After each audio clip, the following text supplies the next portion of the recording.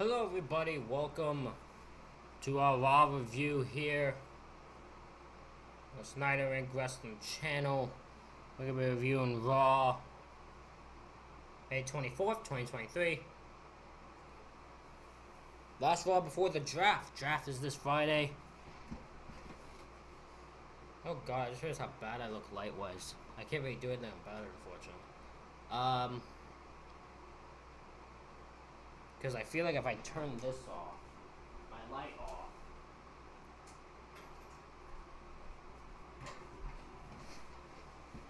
actually, it's actually better. Do that then. Anyways, sorry about that. Yeah, we got the final one. SmackDown is the draft, and we're gonna be reviewing that show, obviously. But right now, let's go reviewing Monday Night Raw. Do me a favor, hit the like button, help me out in the old algorithm. Really appreciate that. If you would also please hit the subscribe button, help me out. I'd appreciate that too.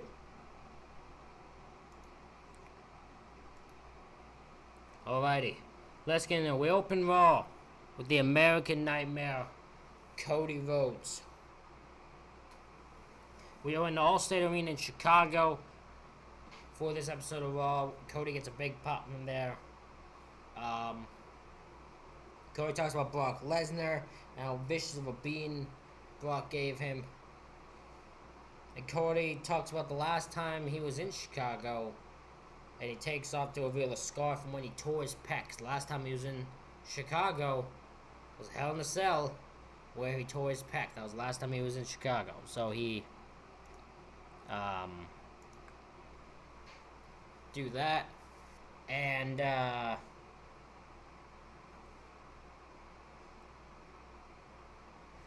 he's talking about that, Finn Balor interrupts.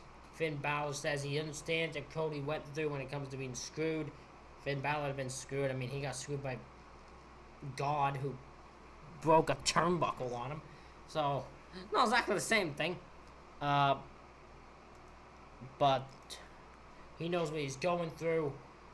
And he offers him a spot in Judgment Day. And Cody's respectfully, he says, you've done a lot for me, Finn, but I respectfully decline. And Finn says, well, you're either with Judgment Day or against them. Cody reveals that he has been medically cleared as of today in the morning, Monday morning. And he challenges Finn Balor to a match later tonight, which is made official.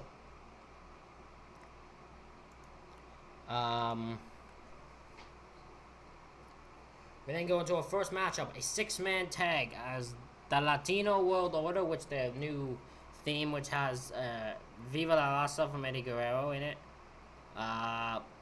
which is actually really cool. Although, I don't really like how Ray's new thing, his main thing for most of his career, has just been he knew Eddie. Like, I don't know if that's still a thing that bothers anybody else. Still bothers me. Like, that one slowly started to bother me, how much they bring it up when it comes to Ray. But they're taking on the Latino World, taking on the Bloodline, Solo Sikoa, and the Usos. This match is not super long. The Bloodline are in control pretty much right away. But LWO, I'm just going to say LWO. The LWO dives onto the Bloodlines. We go to commercial. They're in control, back in control. Bloodline's back in control after we come back from commercial. While hits Solo with a Tornado DDT. We get a hot tag to Santos. And Santos runs wild for a bit. Joaquin Wilde goes to do a mid-air he goes to do a coast to coast, not mid-air coast to coast. He goes to do a coast to coast to one of the Usos. Don't remember which one it is. And Solo stops him mid-air with a spike, which looked really cool and actually, like, looked really good, actually.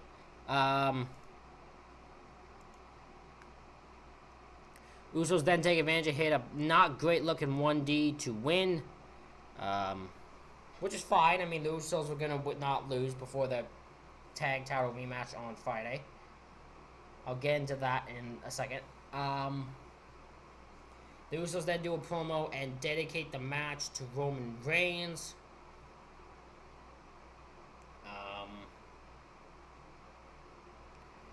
Which kind of becomes a main thing. Because later on, I'm going to group these all together. So later on, Jay is backstage on the phone with somebody. I'm going to assume it's Paul. And he runs into Sammy.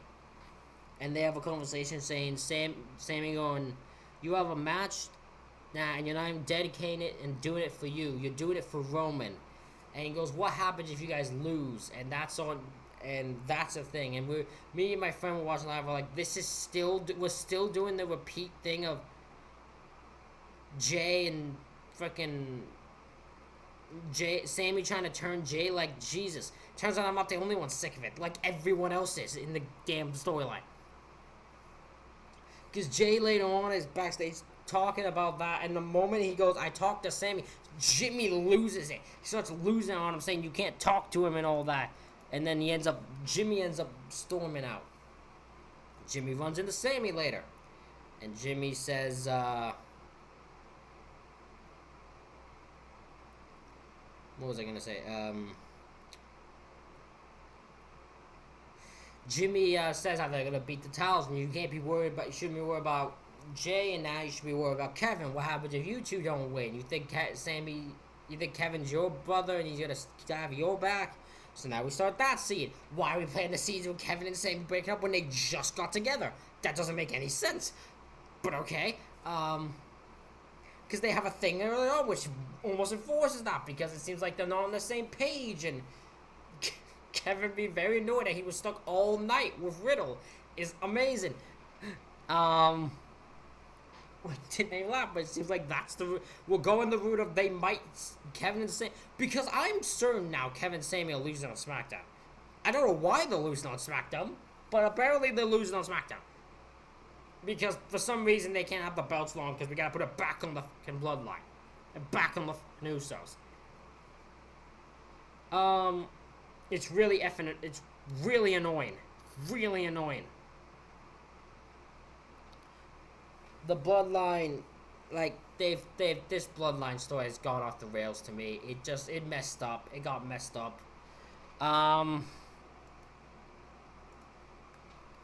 We then got a weird backstage segment between Bianca Belair and Damage Control, because I just don't know what the point of it was. I guess to set up a match, which happens later, but I guess it does that fine. Besides that, really weird to me. We got a Trish Stratus interview, and not much was said about that except for the fact that, you know, apparently Trish was saying how Becky told her she couldn't handle the pressure of being a top person and a mom and all that. So Trish took her out and has taken some of that pressure off her. So what she should say is, "Thank you, Trish." And then the interviewer says, "Thank you, Trish, for your time." And then she goes, "Yeah, you get it." I guess that's Trish's new thing, is everyone wants to say thank you, Trish. I guess that's her new thing. Don't know why, but that's her new thing. Alright. We have Cedric Alexander and Shelton Benjamin versus the Street Profits. Cedric Alexander and Shelton, I guess, are still a team, even though we're not doing a Hurt Business reunion now, because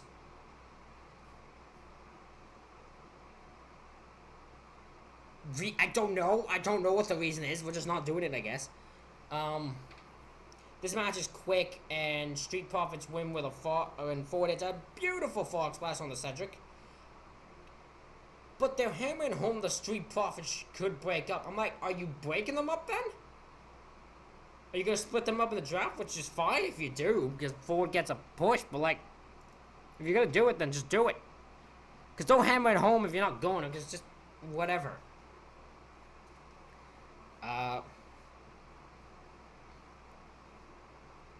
We then move on to Triple H's announcement.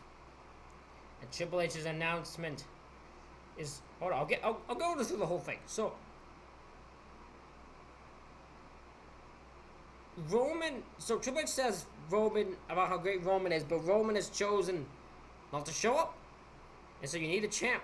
He will show up because apparently the only way WWE knows how to make a top heel is the top heel who doesn't want to be there. I don't know why that's their new heel champion thing, but that's their new top heel champion thing. So Triple H announced that on the next Saturday show in end of May. I don't remember the exact date is. We will crown a new World Heavyweight Champ, and it's a updated big gold belt with the WWE logo and that. I think it looks good. My friend, who's a big gold fan, is crying almost like he's very upset, man. He'll get over it. But yeah, they'll call new world champ. I got many guesses on who it could be. There's many options out there. I don't know which one they're gonna go with for who to be the first champ. There's many different options.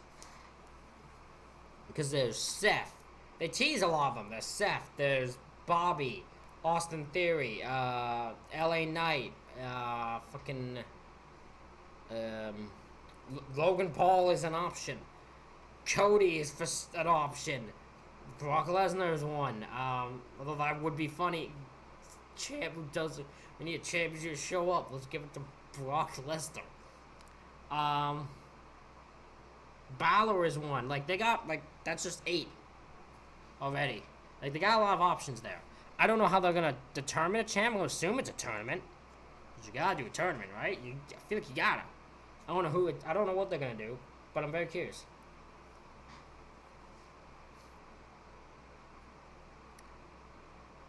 We then go into the next match with 6-woman tag as Damage Control. Dakota Kai, Bayley, and Io Sky. Io Sky, the number 1 contender for Bianca Belair's Raw Women's Championship. They will have a match at Backlash. I'll have a predictions for that. I think it's next week, so it'll be next week. And they will take on. Also, I'll do a simulation thingy like I did for WrestleMania. That'll be also on this channel. But they take on in this 6-woman tag, Raw Women's Champ Bianca Belair and Women's Tag Team Champions Raquel Rodriguez and Liv Morgan. I don't have many notes for this match. Damage Control takes out Liv on the outside. They work over Liv. We get a hot tag at Belair, and then it's all out brawl. And in the end, Belair hits the KOD on Bayley to win because Bayley. Dakota's there, but apparently we have to pin Bayley. I bet you there's a reason they pinned Bayley. Just became annoying to me. How Bayley keeps getting pinned by Bianca Belair. Like, goddamn. Just stop doing it. You don't have to keep doing this.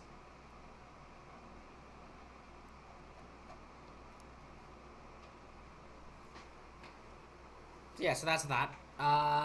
Austin Theory, the United States champion, comes out for a promo. The crowd is dull for him. They clearly are piping in crowd noises for him. You cannot convince me otherwise. Which is fine, I guess. It's just weird. I wouldn't do that. Yeah, the crowd in reality is dull for him. Bobby Lashley comes out.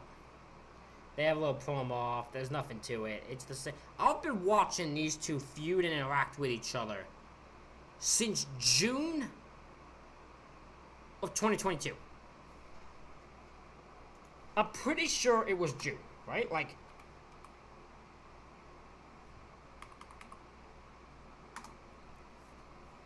July 2nd, 2022. These two had their first matchup against each other. They've been feuding since June, though, of 2022. Like, it's been almost a year of me seeing these two interact with each other. Theory and Bobby need to move on. Bobby should not be in this position anyway. She should be going for the world title, not the US still. But Theory and Lashley end up getting into a brawl. Bronson Reed shows up because it's a triple threat at Backlash. Theory and Bronson gang up on Lashley. Theory hits A-Town down on Lashley. Then Bronson takes out Theory with the Tsunami, which gets a big pop. The Tsunami is clearly an over move, so they pop really high for it, which they should. And Bronson Reed stands tall, which is good. Bronson is a heck of a talent. I wouldn't have an issue if he won the U.S. title. I don't think he's going to, but I wouldn't have an issue with it. We get a backstage segment with Rick Boogs and Elias, and Chad Gable, and Otis, and Maxine, and Ali, and the only thing I had a note for this was I love Ali's new gimmick. That's it. That's literally it. Ali. I just love Ali's gimmick. Yeah, so that's all I gotta say.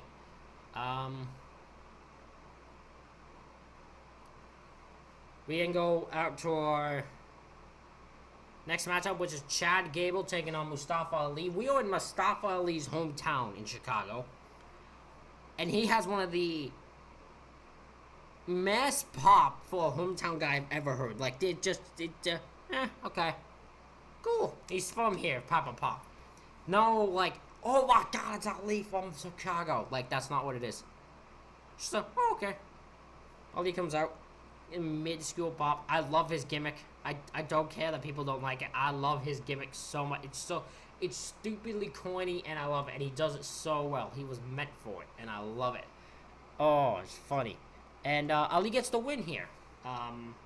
These two have a good back and forth, but Ali does end up getting the win via roll-up, which is good for him. Good that Ali is picking up some wins. Very good. It's not like clean big wins, but a win's a win. So we could start there, okay?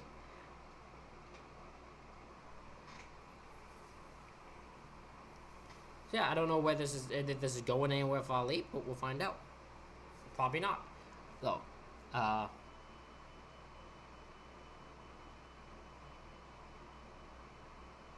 sorry, someone's fire alarm's going off and I can hear. Our next matchup is the Prince and that of Judgment Day, Finn Balor, taking on the American Nightmare, Cody Rhodes. Cody hits a nice gut buster to Finn. But Finn gets in control when Cody does this is very old school, when someone goes for a dive, like a crossbody, running crossbody, and the person moves and they collide into the ropes. That's what happened there. Cody hurts his injured ribs, or injured midsection, from the attack on Lesnar, and Finn takes control and begins working over Cody.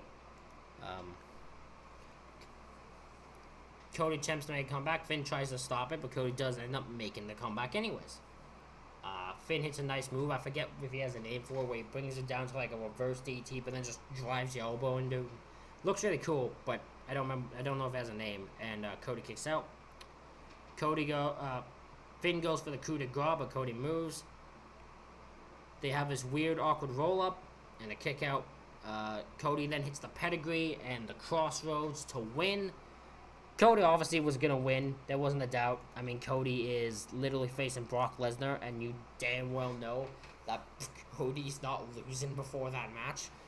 Brock Lesnar will be on Raw next Monday, so that'll be interesting. And cool. Also, they've confirmed that wherever Roman goes, the WWE Universal Championship goes there and he stays there. He's not still switching between both shows.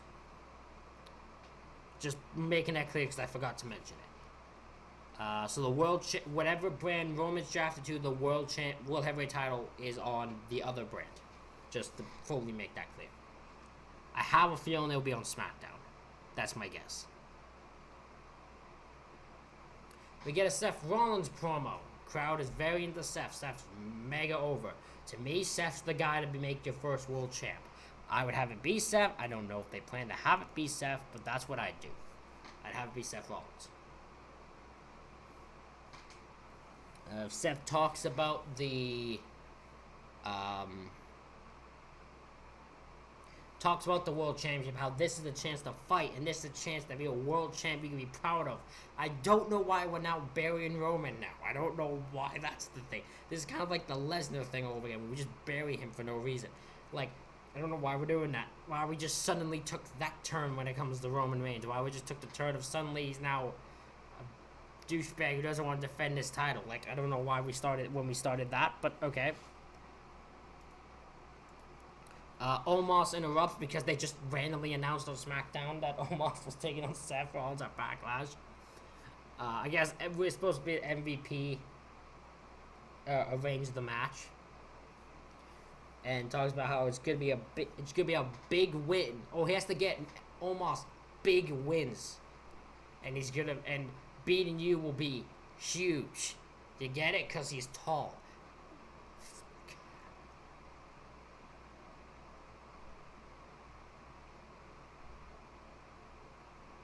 Seth says though that Seth puts over Omos, because of course he's gonna. Seth says that Omos is once in a generation because you were born to be, or you were born that way. Seth Rollins is once in a generation because he made himself that way. Nice line by Seth there. I have to turn my thing down because I realize what time it is and I can't really be super loud. So hopefully I'm not too quiet for you. But I'm just trying to keep my volume good.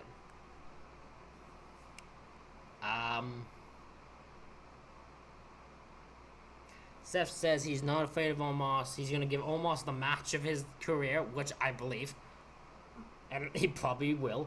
And then he's going to beat him at Backlash. And the whole crowd of Puerto Rico will be singing his theme. Good point. Got the point across. You know, Omos is big. That's the only point they have. That's the only thing he's good at. So, there you go.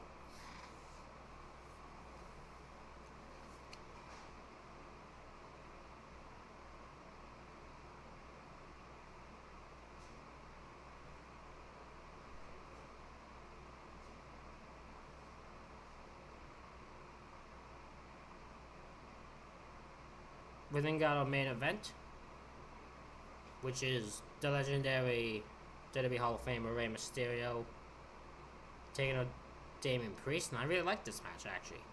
It's a really good match. Does its job well.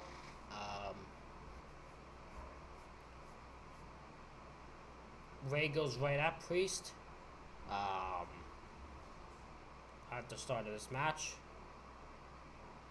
Priest hits a nasty gutbuster to take control. Bad Bunny finally arrives to the building. He's been advertised the whole night, and it barely took him forever to get there. But then I guess it takes him like 10-15 minutes to get from the parking area to the ring. Because like the match goes on for like 10 minutes after he arrives. Bad Bunny just kept talking to people, I guess. I don't know what the heck was going on there. It took him forever to show up. Priest hits a hell of a forearm to Rey and continues to work him over, sends him to the outside.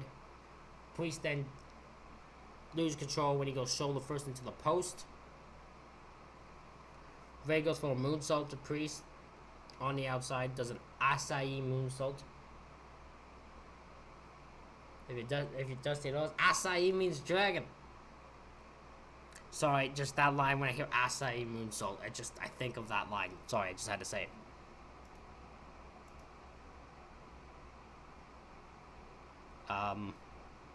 Priest, Rey sets him up for 619, goes off the ropes, and Priest hits him with a nasty boot. But Rey's able to kick out. Priest hits an elevated flatliner, but Rey kicks out of that. Priest then grabs a chair in anger. I guess he's just okay with losing the match. But Rey gets control, goes to hits the 619, goes to hit a splash, but Priest just gets up and hurls a chair into his face. So Priest really just did not care about winning this match for some bizarre reason. I don't know why. Because he gets himself DQ'd. Then just the Self of Heaven choke slam, goes to take the stuff off the table.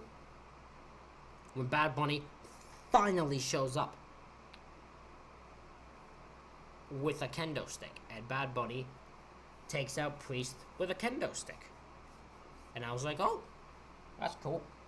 And then, you know, Priest runs away, and I was waiting, and I knew the match. And when he grabbed the mic, I was like, okay, we're gonna get a match. And it's gonna announce the tag match, because it's clearly what they're doing in my mind. I'm like, oh, they're clearly doing a tag match. Bad Bunny and Rey versus Priest and Dominic. Nope. It's Bad Bunny versus Damian Priest in a street fight. Cool. I have no issue with that at all. It just threw me off. I didn't expect it. But I'm not complaining about it. That'll be a cool ass street fight. So, there you go. Um, but yeah, that was the end of Raw. Bad Bunny standing tall. And yeah, that's was a fine show. Nothing horrible. Nothing terrible. All good. So yeah, ladies and gentlemen, that is it for this review of Raw. Let me know what you thought about it in the comments. Hit the like button, hit the subscribe button. Thank you all for watching, and I'll see you tomorrow for my NXT review.